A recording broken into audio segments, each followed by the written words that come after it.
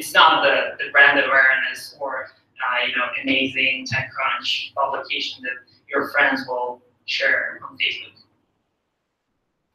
So usually, it's a bad idea to launch if you're not having the real product validation, which happens usually through getting at least 1,000 customers if you're a B2C startup, or having at least a couple of those when you're a B2B startup and you're working directly with companies such as any enterprise companies or not typical users that live on Facebook. And my presentation is not really on startup validation, product validation. I've had lecture before, I can share slides for that. But usually, if you're a consumer startup, there are plenty of ways to get to those 1,000 customers. And everyone avoids that. But this is like the most painful experience for a startup founder, to find first customers. So I highly recommend those. It can be in the form of beta list, product hunt, upcoming launch, Reddit publication, like Google AdWords traffic, or publication on any niche communities. So what matters during your launch? There are 3 main pieces that combine a successful launch. It's channels, audience, and value proposition. And ideally, the value proposition is your product. Like, you have to validate it before you're actually launching. If not, like, it will lead to just burning through the traffic, burning through potential customers, and there are plenty of ways to validate your product before the launch. The book that I highly recommend is a mom test book, and it's built around the idea that it is very bad to ask your mom if your idea is good, and very helpful book, highly recommend. And of course, the type of your value proposition matters when you're launching a startup, because it's a very different launch strategy if you're a B2C startup and launching towards a very general audience.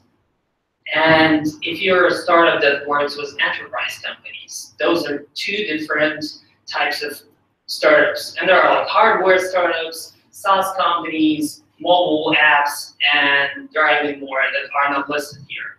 But you have to understand that the things that work for hardware startups, like Kickstarter, may not work for mobile app.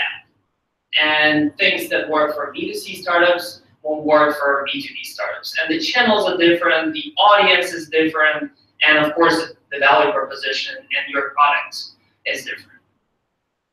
I'm sorry, can I ask? Yeah, sure. What about presentation? Will we have it after the... Yes, it's already in the Facebook event. Exactly. You're welcome. So when it comes to traction channels, I highly recommend the book Traction. And what it has a list of the most popular traction channels that usually bring in business. I think it's 19. And they have a very useful framework to both validating your traction channels and actually launching your startup, because it's focused on the idea of a bullseye framework, and it makes you focus on the 3 main channels that you believe in and test towards towards the real customers. So ideally, you have a list of tons of different traction channels, like Facebook ads, Pinterest ads, conventions, trade shows, publications in PR, and different strategies. But you have to validate those. You have to try and estimate, like, what's the amount of traffic that I'll get there? What's the amount of customers that I potentially can bring in through this channel? And this book really helps. A good question. Do you need a fancy launch? Because everyone thinks they need one, and typically they don't. It's great to launch your startup on TechCrunch, on VentureBeat, and other fancy websites that are related to TechSeed. But usually, for example, if you're a B2B startup and work with companies that don't read TechCrunch, you're better off going to the trade shows or conventions or any other places where those companies exist, where they live. And usually what I recommend is really understand your audience, understand where they live, what they read, and try to avoid the strategy of, hey, I'm planning to launch my startup in 3 months, and we're going to get a ton of traffic, and everyone will love us, and we'll get tons of customers. In reality, that doesn't really work. And there are these things that I call wrong channels, and I have a couple of examples. When we launched our company, our mobile app on VentureBeat, which is a website similar to TechCrunch, and the audience that reads VentureBeat is usually highly biased towards CEOs, executives,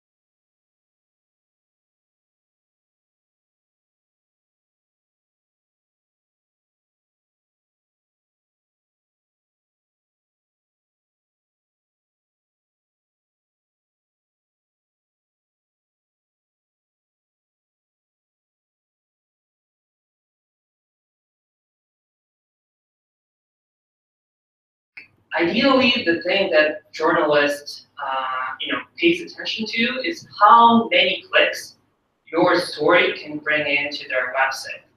And honestly, like, they may care about some things, they may care about like charity products and stuff like that. That's their personal type of interest. When it comes to their work and journalists' work and publications, the clicks matter. The amount of traffic that the story will bring in, the relevance of your story to the audience, that's what matters.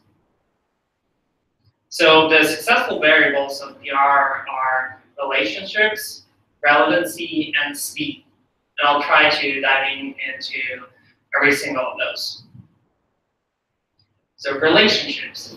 This is a real story, how I connected to some guy from Czech Republic on Facebook, and we were talking about our products that were related to this trendy thing in 2013. It was called iBeacon. It was Bluetooth sensors. Maybe someone of you heard about it.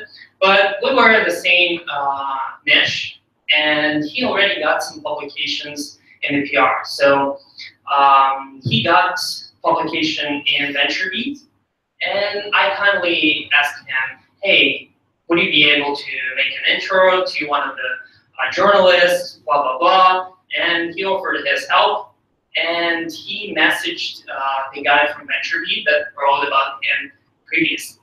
So see, relationships really matter. Like, there is no way of you just sending an email to a journalist off TechCrunch and getting the publication. It never happens unless you've just raised 100 billions of venture money and you are in Ukraine, and it's very unusual experience. So the next day, I got the email with no subject from this journalist, and it's like, please call me immediately.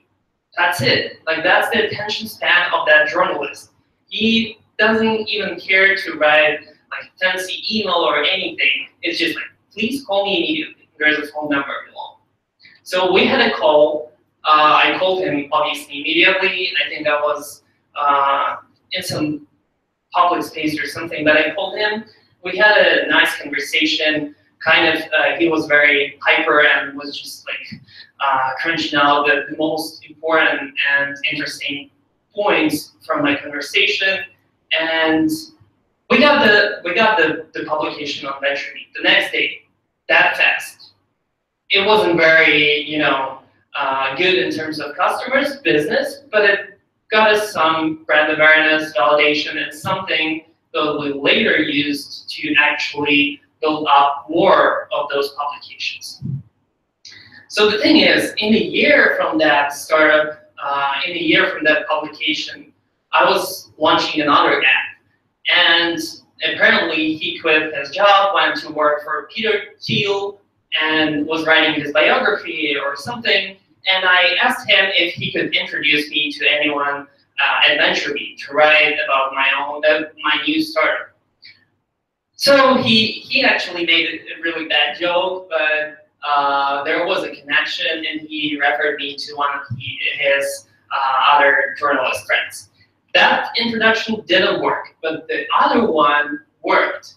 When I sent the email to his previous email at VentureBeat, it automatically got forwarded to another writer that covers that topic.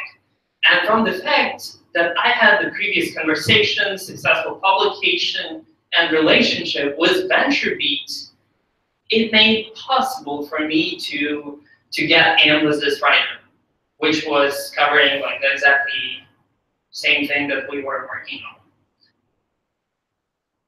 Yeah, so when I had a call with Barry. We talked about the relevancy, why the thing that we're launching is important and stuff like that. But the most, the thing that got us the next publication at VentureBeat was really relevancy to the trends, because we were launching the Apple Watch app before Apple Watch really hit the stores. So that was like a week before that, and there was a ton of PR about Apple Watch, how amazing it is and stuff like that. Then we had another buzzword called AI, and that pitch, and we had iBeacon technology, which had another type of buzzword in us at that time. So relationships matter, and sooner you start building those relationships, the better chance you have to get into those big publications. And trust me, if you're planning to launch a startup in 6 months from now, you have to start working on those kind of relationships. You have to find the perfect journalist for your niche. You have to find the perfect publication that has the audience that you're planning to acquire. It really takes time and effort to actually prepare. It takes time to grow those relationships. And when you have the existing relationship, it's much easier to get through hundreds of emails that journalist has in his inbox, and it's even better if you have his phone number, if you're able to text him, and have the personal touch to that relationship. So I know that my butcher from TechCrunch is actually in Ukraine right now.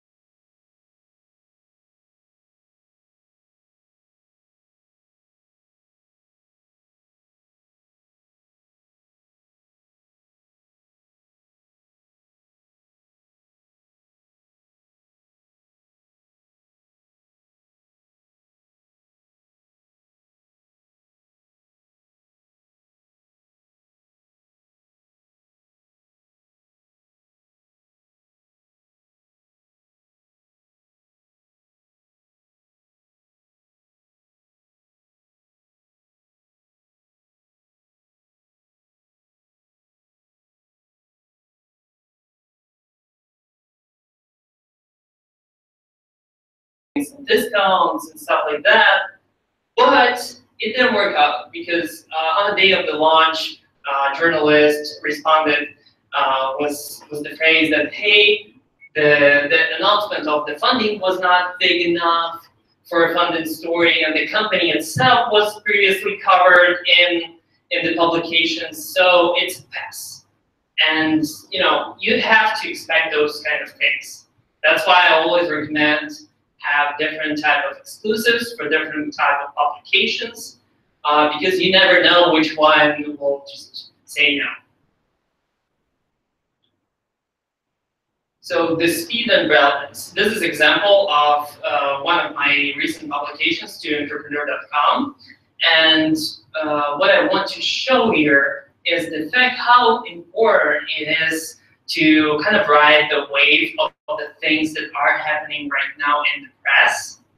Just because when there is something happening, like Apple Watch is about to be released, or there is a huge argument between Elon Musk and Mark Zuckerberg about AI, which happened like a week ago, you have to tailor your pitch or your product launch to those kind of things. Because again, clicks, traffic, that's what matters. That's what matters for publications and journalists.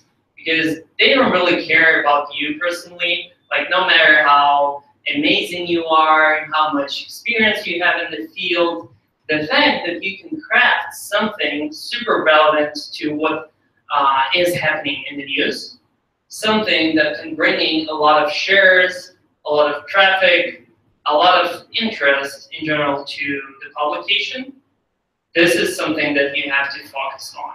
And this publication got more than 900 shares, got tons of traffic, and it's like a perfect example of how you can tailor it, your content, your product launch, or your startup to those things that are currently buzzing in the industry. And of course, besides tailoring to those things, you kind of have to make your story appealing enough to the journalist and the publication in general. This is a good post I saw today and decided to include it, just because it covers those things. Like, how interesting are you to journalists? Startup founder who dropped out of college to do a startup? No, story already being told. Male founder who raised 20 million? No, story being told. Founder who had a baby and is juggling parenthood with business? No, story told. Founder who has raised 20 million for SaaS, social network, app, food delivery startup, photo sharing app? It's already being told. The founder who is launching the Uber for X, Airbnb for X, Tinder for X, Uber for Ukrainian market and stuff like that, not interesting. This is not something that will get clicks, that will generate more traffic for the publication, and most probably the journalist won't even open your email. That's how it is. The short attention span and the fact that you have to break in with newsworthiness for your startup, this is very important. So she also gives a couple of good examples. Founder who has raised 20 million for a blockchain, VR, or AI startup, which is a trend right now. Whether you raise like ICO money, build something on blockchain, doing something amazing with AI, which is suddenly everywhere in the startup world, that makes it a little bit more interesting. If you're a female founder who raised 20 million, that's a little bit more interesting because that doesn't happen every day, especially in Ukraine. Female minority founder who raised 20 million for a blockchain, VR, or AI startup. Bingo. When you have a combination of those things that don't frequently appear in the news, and when you have those buzzwords in it, it helps. It helps a lot. I've had my own experience with that, like combining the AI aspect, the fact that Apple Watch was about to launch, the iBeacon technology that was recently in the news. All those things matter, and it's your goal to kind of pack all of them to as short as possible, because usually if your email pitch is longer than 2 or 3 sentences, no one will read it. And you have to break in with the shortest amount of characters that you can, with the most interesting angle or content or positioning that you can potentially craft, even if it's over exaggerated. You know, even if you don't have AI in reality, if you plan to have AI, like hundreds of startups nowadays, if you go on TechCrunch, every single of those announcements that AI startup raised a ton of money, usually it's bullshit. Like they don't have AI, they don't have even like any kind of smart algorithms or anything, but the fact that they're pitching the journalists was the buzzword, was the trend word, makes it possible for them to stand out from the crowd. And of course, it's very important for Ukrainian founders that have even more bias in terms of getting through the doors of journalists. Even if you have the personal relationship and you had a couple of beers with my butcher and leave. Yeah, so you have to think about your story. It's about cool stories, no repetition, and remembering that it's going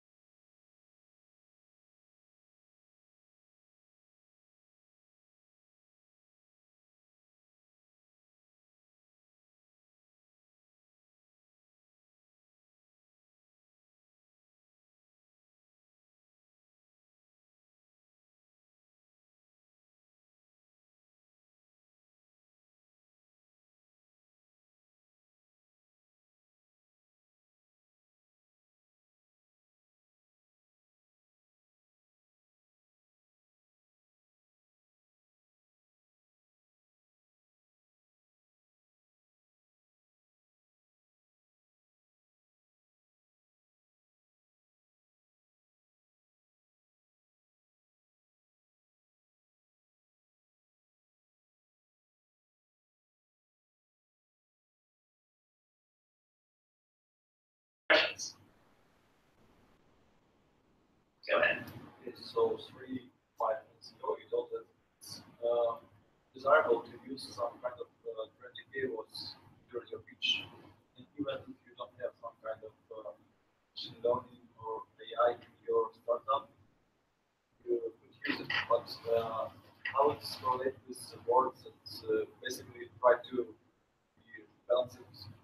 true or fully. I don't understand. Yeah.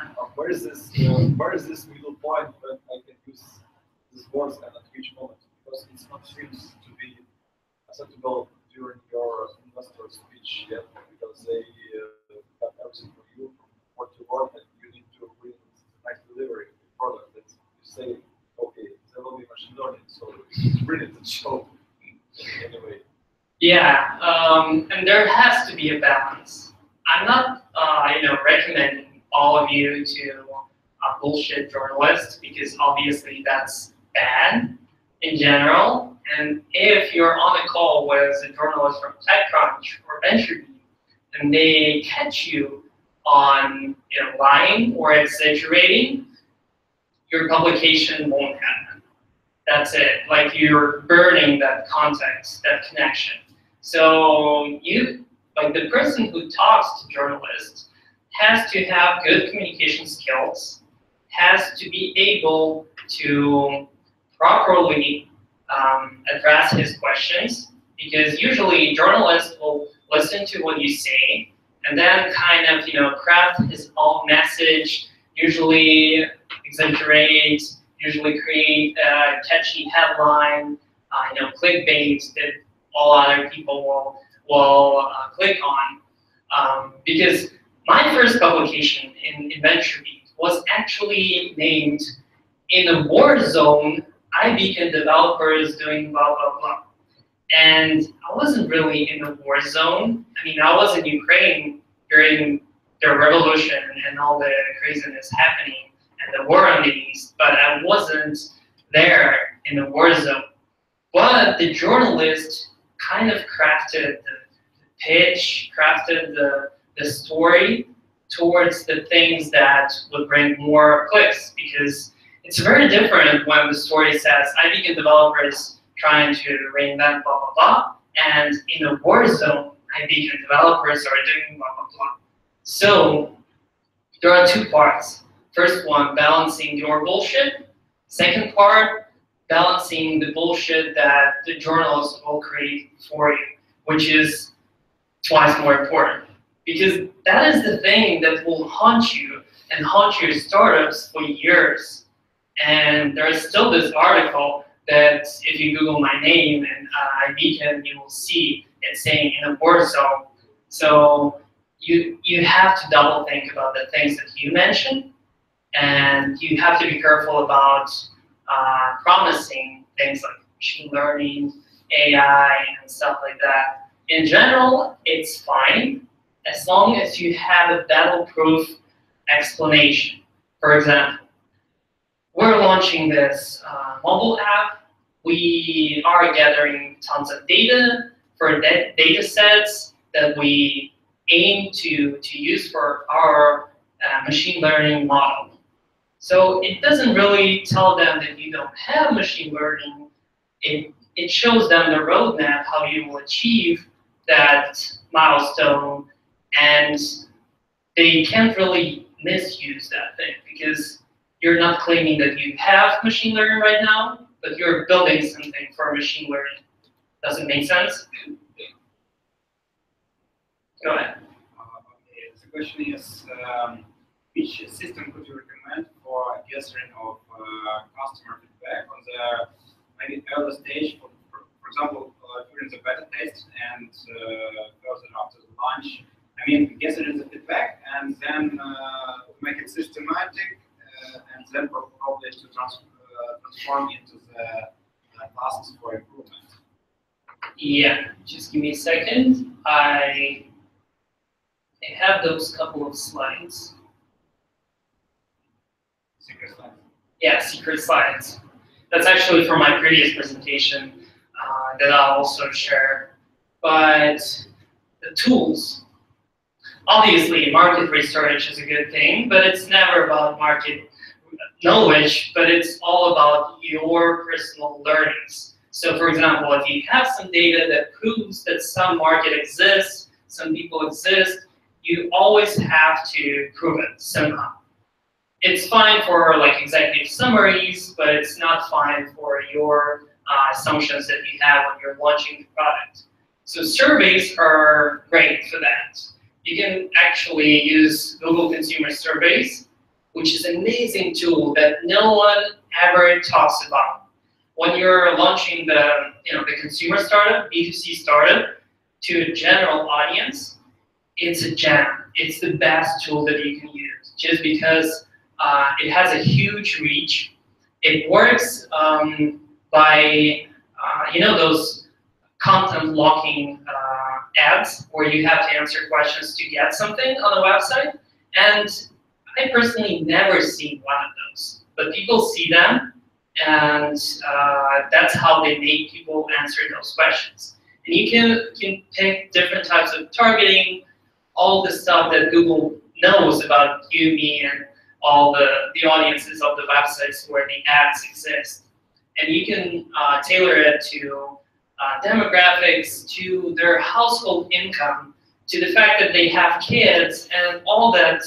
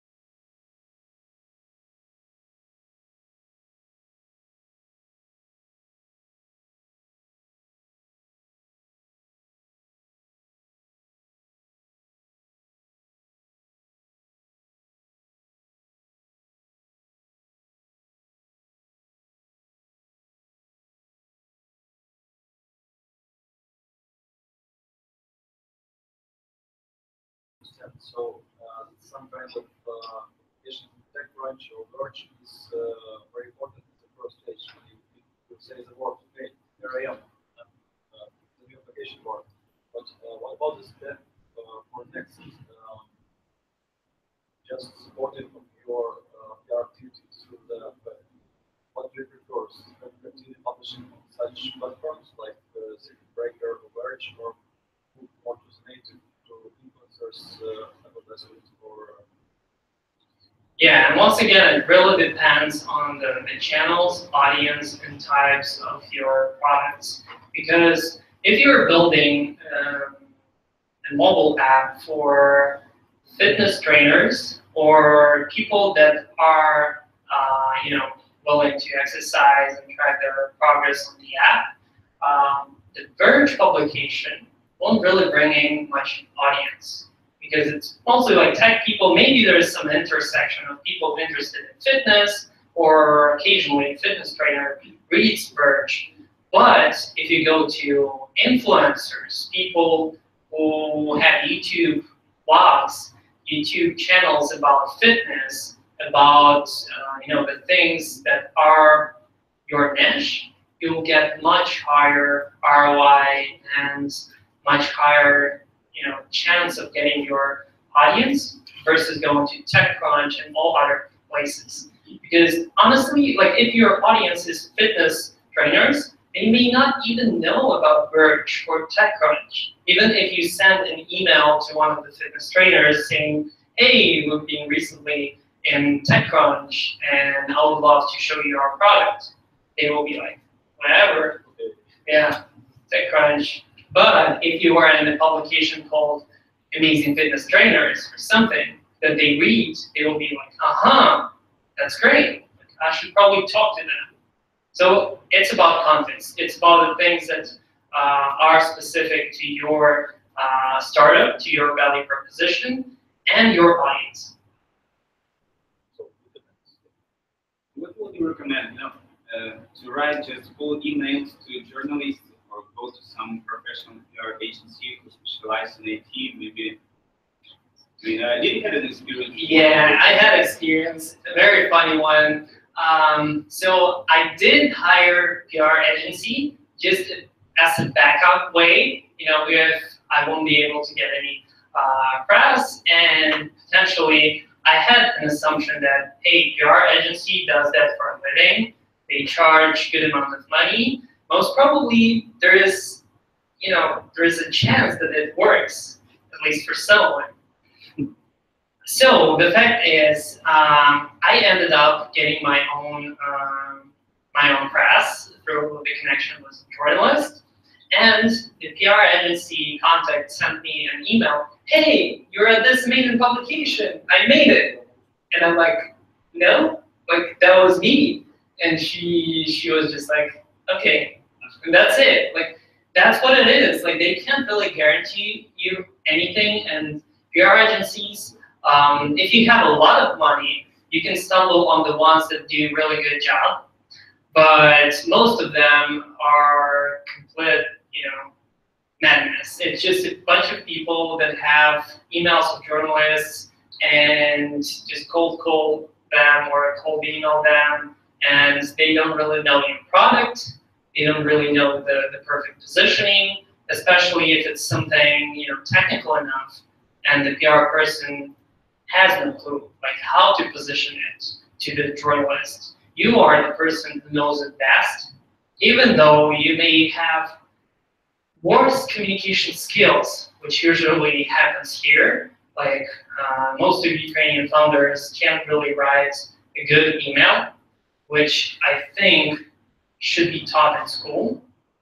Honestly, like those things are, the ability to capture attention anyone through email is a necessary skill in 2017, just because there is too much noise.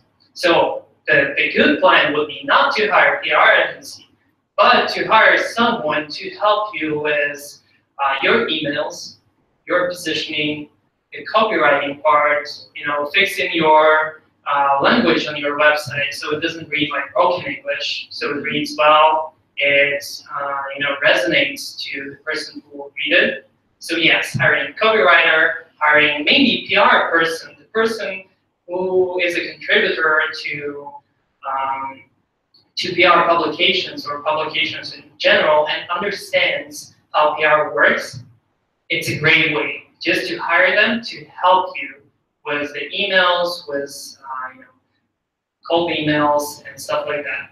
But like as I mentioned before, it's all about relationships. And I hardly seen anyone having a good success rate by just cold emailing journalists. It doesn't work. Even if you try something more advanced, like tweeting at journalists, hey, I just sent you an email. It will be like, whatever, like, okay, you found my Twitter. But if you spend the previous 3 months talking to that journalist, retweeting his articles, recommending something that is related to your niche, like, hey, I just read about this awesome startup that does that and that, and you write about that. Like, there's a high chance that you will bring in some value to that journalist, and he'll remember you. And the next email that you send to him will actually break in through the noise. Go ahead. Okay, I have a lot of questions. The first would be, have you tried Facebook ads on the beta testing stage? And is it powerful? Is it worse? Yes, and the thing that matters is knowing who's your audience. Because if you're just jumping on Facebook ads and targeting all people in the US or all females and stuff like that,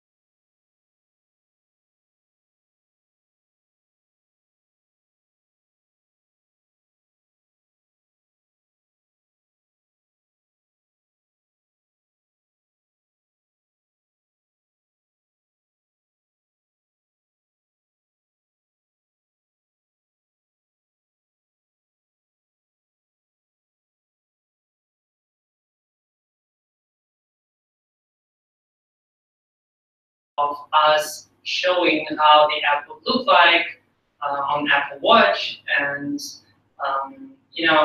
again, it's balancing between saying what you have, what you don't have, because when you're a startup, it's tough. You have to kind of get every opportunity that you can to get PR, to get money from investors, and it's all about priorities. But it's possible to launch PR campaigns when you don't have anything, when you have just a landing page.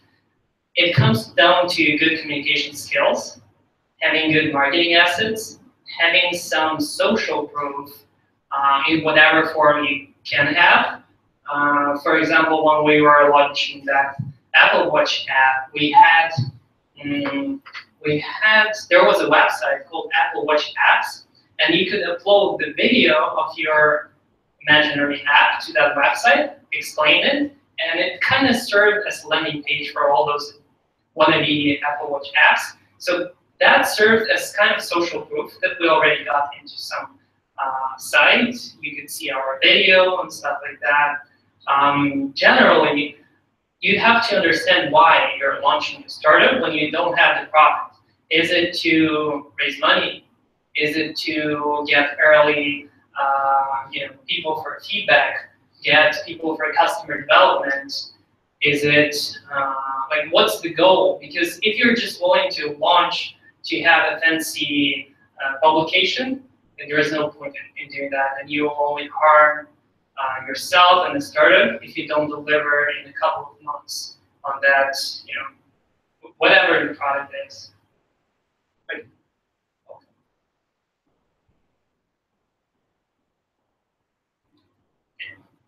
Go ahead. Yeah. Andre, I'm working now on the plugin for Chrome that helps to indicate manipulative text. It's a tool that is designed to help besides what you've been saying about fake news. But it honestly works best against hate. Not so much fake because we tried and it doesn't indicate so well. But with hate speech, partially junk use, it used much better. And my question is, to your opinion, what is the key audience in the US for such products? Because what we have now, we have a product that is based on the vocabulary with the categories, and the script goes through the certain text on Facebook, on the web. Yeah, same machine learning. Same machine learning. Same machine learning. Yeah. Everybody says, "Oh, have you designed your network or machine learning ideas that we maybe come to this?" So yeah, that's a trendy. But what you said, it's important. How reputation works here. What are the risks? What really are the things that get? Because I'm going to US like in 2 weeks with this thing. I will spend a month in DC. I think it's counter-propaganda market. First of all, think tanks, journalists, and we have only Russian version that captures Russian text, basically. It's easy to translate, not easy to adapt. So the question is basically, who should I potentially start a conversation about the product, and what should be the legal form behind? What do you think about these questions as well? And how that's enough so far. What do you think? Who's your customer audience? What's your assumption? I think think tanks which have something in their mission regarding international relations, fighting propaganda, freedom of speech, freedom per se, because it helps to manipulation actually from your freedom. It cripples you, act like a another audience is probably journalists and some additions that point out the fake news are the problem. But we actually are not really able to help with this size of this problem, but we can help with a lot of junk and hate charged text messages. That's probably it at this stage. Yeah, so first question, who's the ideal audience for like hate speech type of service? I know there is a Perspective API that does similar thing, and it's actually an API that you send text to and it returns whether it's like hate speech or like something sensitive. So our advantage has advantage because once you install the plugin, it highlights the text, by the way, you don't have to do this click thing. Yeah, so you always have to start with the problem. Like, who has the problem? And I have a good slide on that. I knew those will be helpful. You have to start with frequency, density, and pain, because those are the variables that make up the success of your product. The frequency is like how often people have this problem. Because if you think about general person who reads news, they may encounter fake news like once a month, once a couple of months, and then what? Like, yes. So, hey, like, is that problem just an annoyance? Like, I'm sure if I would share fake news, and I did share some fake news, I would be just like, ah, whatever, I deleted that tweet and I was fine. So it wasn't really a problem. But for a journalist that posted that, that's a huge problem. They could lose their jobs just because of that matter. So you have to understand what are the solutions that journalists use right now. And I know that there are some open source tools and projects that help that. Not sure what journalists use actually. So meet journalists, again, establish a relationship, try to help them, and see if there is a need. Thank you. Okay. Tell us please more about the different channels for startups. Maybe you experience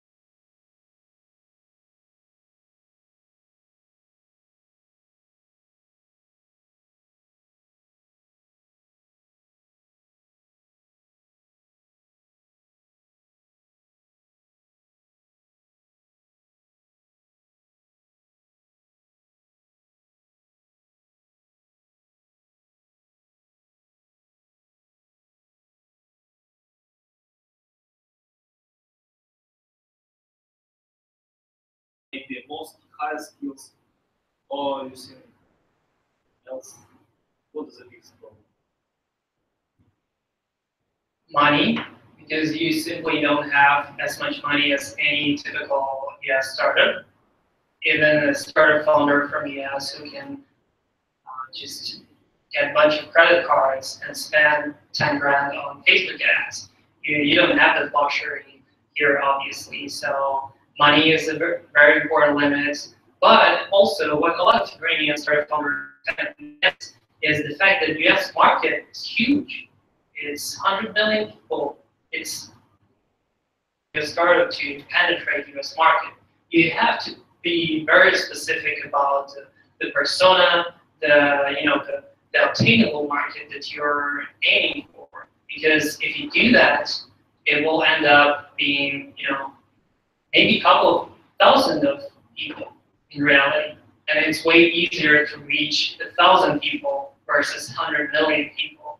So the big problem is in the mindset of founders and properly understanding how to launch startup. And what about competitors, middle marketing level? Their market is higher than our market. Yeah, competition. The same thing about money. One, the typical, US startup can spend $2 for a click on AdWords, and you can't. And you have to find other attraction channels. Do some growth hacking to acquire those users. So, it's not specific problems. It's the problem in general, and the competition, the money, the lack of connections, which is super important, especially if you're launching something in the B2B space. People won't even have a meeting with you if you don't have a proper introduction, proper connection to that company, unless the value that you're providing something so unique, so non-existent on the market that it's just necessary for them to meet you. You mentioned the B2B sector, and how would you propose the plan to connect these B2B customers to launch? Not just to connect with the good launch, but to get the real customers. Should I just have a list of these companies and make cold mails, or there's some other ways that can reach Yeah, and there are different ways, and it depends on your marketing strategy. It can be content marketing, crafting some blog posts about your amazing solution that you target towards, founders that have this problem. And 5 tools to solve the problems. And your tool is there. Yeah, and if that's a problem for them, and they need it, they'll use it. But if you're not able to do something like that, cold emails, which usually don't really work unless your startup is offering something amazing. So, yeah, it's a market. Other things, regarding Did you say something? oh, I said, no, when my company, we promote some startups to this market, and we use email. It's very perfect tool to make, for example, some remarketing strategy, and it's possible to focus your strategy on some audience, and it's possible to change mind. If you have, for example, some if you step strategy, for example, of course, you give some information which can involve, attract. The second one, you try to give some specific information about your product. You try to little manipulate them, and then you try to catch the email and work to involve you. Yeah, drip campaigns, content marketing, remarketing, those are the things that work. The things that I hate, especially when outsourcing companies from Ukraine try to get my attention in a way, is when they send these automated cold emails like, hey, do you need some development services? Hey, do you need that? And I'm just ignoring those emails. And they follow up, they send 5 emails in a row, like, hey, just to follow up, did you miss my email and stuff like that? And you have to understand, people hate that. Find some good value, which most of those outsourcing companies don't, and they should probably, not spam people just like that, and have some personal connection with them, either on Facebook, Twitter, or something, or in person. But yeah, cold email, automated stuff can be very bad for your reputation. so that is a question on communication. What are your experience with LinkedIn as startup market? In what way helpful and what are the false expectations while you may have used it? LinkedIn is hot right now. That's like the best channel I can recommend right now because it's growing like fire. There, the feed, timeline, everything. There are more and more people jumping in, telling their stories, recording videos, posting articles. Their LinkedIn Pulse thingy is getting the tons of traffic from Google and other search engines. So like it's a huge opportunity for a startup to work on that channel, and I highly recommend that.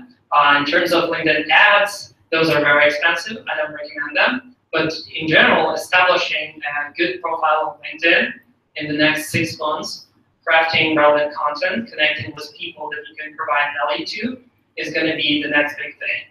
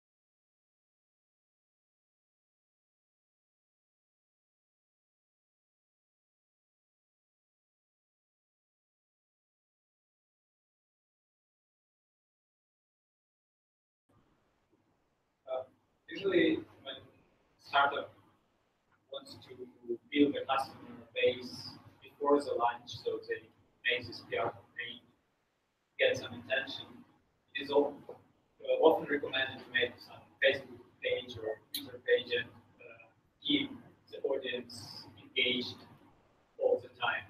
And what I often see is that those pages are filled with some, I don't know, random images, some funny pictures, somehow related to the topic they're working on, but they are not really useful just to make people, the followers engaged. Do you think it is effective and worth? Yeah, in a startup, it's very easy to get into the trap of illusion of work. That's what I call it. And that's when you spend time and money focusing on those things that don't really help your business. And that's one of those examples. Like you keep posting cat images and funny pictures, but does that really help your business? Does it help validate your product? Does it help learn something about the life of the customer? No, usually no.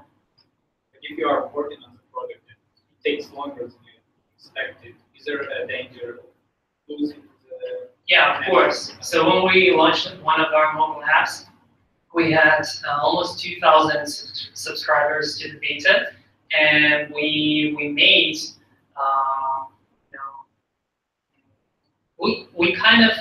we haven't updated them regularly on what is happening, and that was our fault. But we did lose a huge amount of people just because they forgot about signing up to our product at all. Like they couldn't remember. They were like, "What is this? Like I don't remember getting my email." So it is important to engage them just in the right way. Sending them follow-up email in a couple of weeks saying, "Hey, you signed up to this. This is what we're doing so far, and we're building this, and especially this. That will be super interesting to you." What fraction did you lose? Like 25% of people didn't really accept the beta test invite and completely ignored us. How much time? 2 months.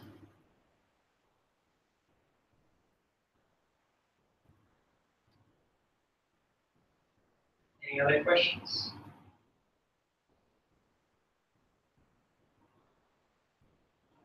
Regarding the partnership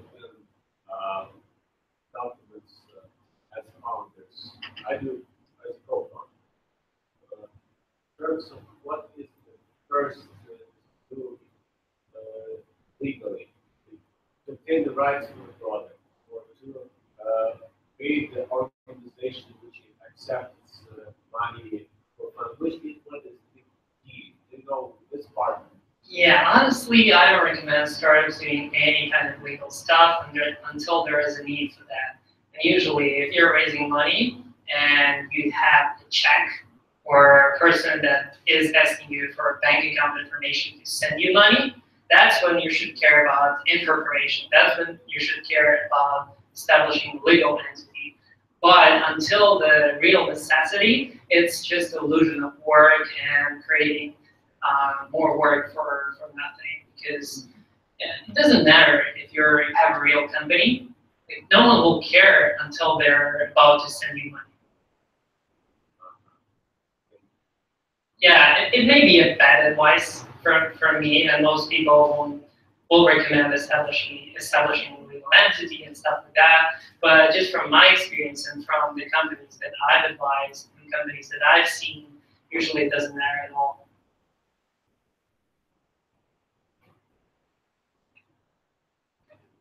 When you say we have to first think also about the business, not only about the product, what are the key things to think about? Okay, for us, it's, let's say, B2B.